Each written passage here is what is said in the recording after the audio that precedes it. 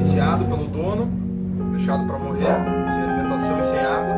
Nós chegamos aqui nessa situação lamentável junto com as meninas da raça animal. O tutor não foi localizado, nós vamos iniciar uma busca aqui para prender o flagrante. Pessoal, isso aqui é uma situação de extrema emergência, a gente está fazendo o vídeo com a maior rapidez possível para poder internar ele, tá? A situação é gravíssima, gravíssima, ele está anêmico, ele não consegue ficar de pé, né, doutor Guilherme? A gente vai ter que levar ele no colo. A gente vai precisar de vocês e, assim, acima de qualquer coisa, o porquê que as pessoas, às vezes, até reclamam que a gente é tão criterioso com a guarda e a tutela de pitbulls. É porque, assim, as pessoas não são responsáveis. Isso aqui não é um cachorro de guarda.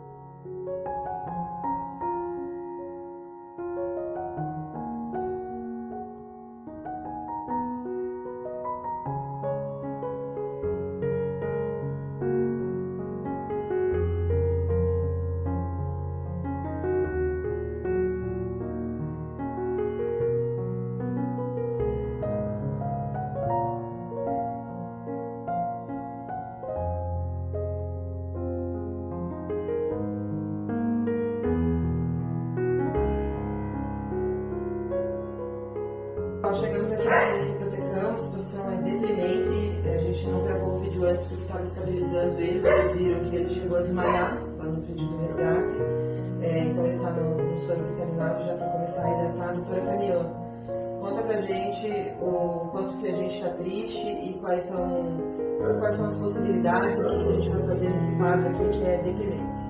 Então, assim, gente, ele tá com caquético, né? Vocês podem ver realmente, ele tá muito magro, é um dos cachorros mais magros que a gente já pegou aqui na clínica. Ele tá muito debilitado, tá muito fraquinho, não consegue levantar direito, né, filho?